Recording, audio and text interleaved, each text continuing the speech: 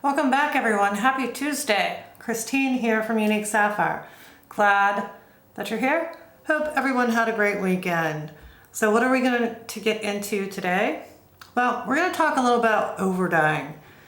And if you saw my last video, for instance, we're over dyeing the unicorn poop. Well, it's already over dyed.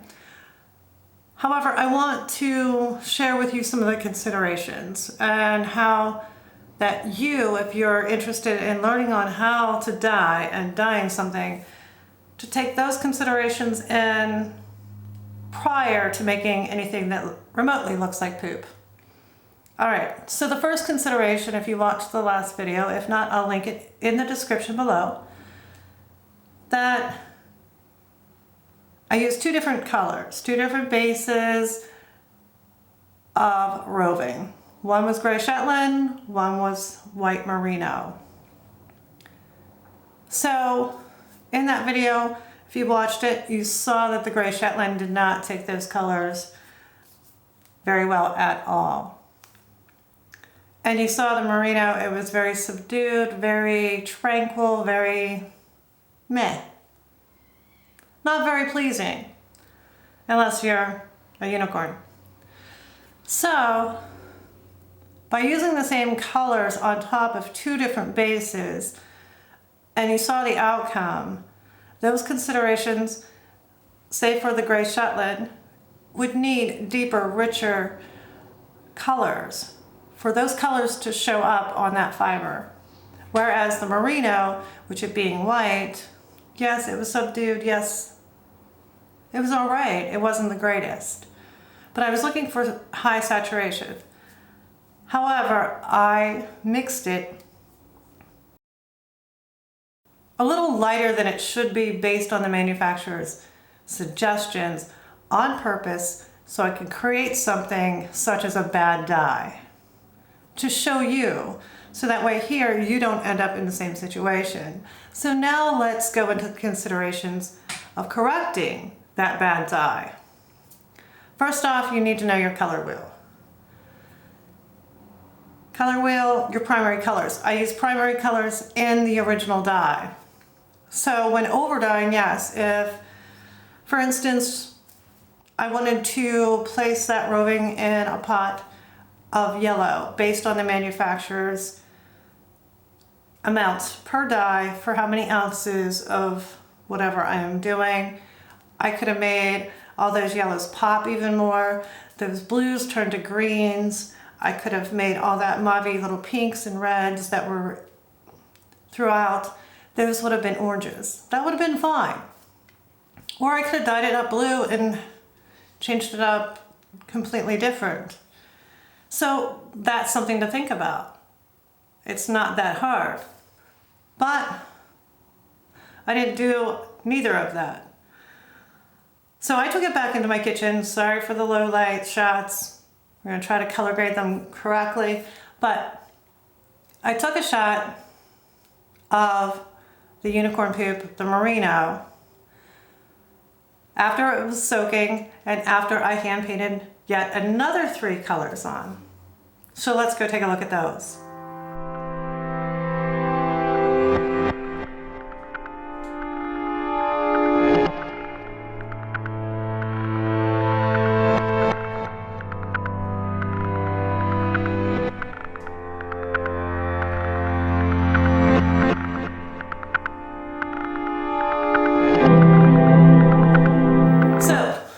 What do you think? Can you guess the colors that I placed on that? All right, first off, there was a yellow. Second off, there was an apricot or cantaloupe color. And third off was one of the originals, which was a blue-green. And yes, I dyed it, mixed it properly based on manufacturer's instructions. So yes, it's steamed, yes, it's dry, yes, it's in front of me, and I can't wait to show it to you.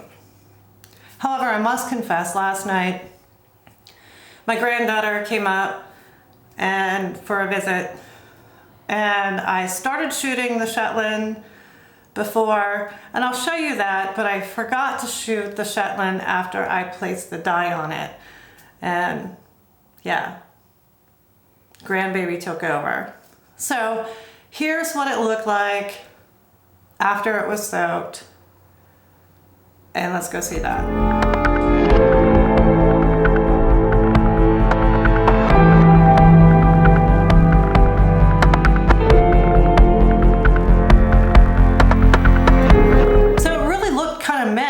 Didn't it?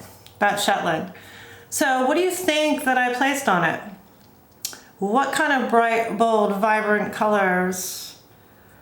And I think I left the cat out of the bag in some comments. So yes, I did use the blue-green that was originally on there. Yes, I did add a burgundy. And yes, I added a black to it and steam set it in. So how do you think they turned out? Now I did take them outside, and if you're not familiar with any type of photography, you'll know that colors do change based on the sunlight and its environment. So based on your settings as well, if you're watching this or if you see the pictures on Instagram or Facebook, they might look a little different. Time for the reveal. This is the unicorn poop in merino. Doesn't look like poop now. And this one. This is the gray Shetland. And I'm hoping the camera's capturing these colors. Just awesome. So bear in mind, if you're planning on dyeing anything yourself or have something that you once loved in a skein at home and are thinking about going out and buying some dyes or even playing with Wilton cake, like icing color dyes that you can find at your craft store, just know your color wheel. And also the fiber. And keep in consideration the base colors of that fiber. As long as it's light,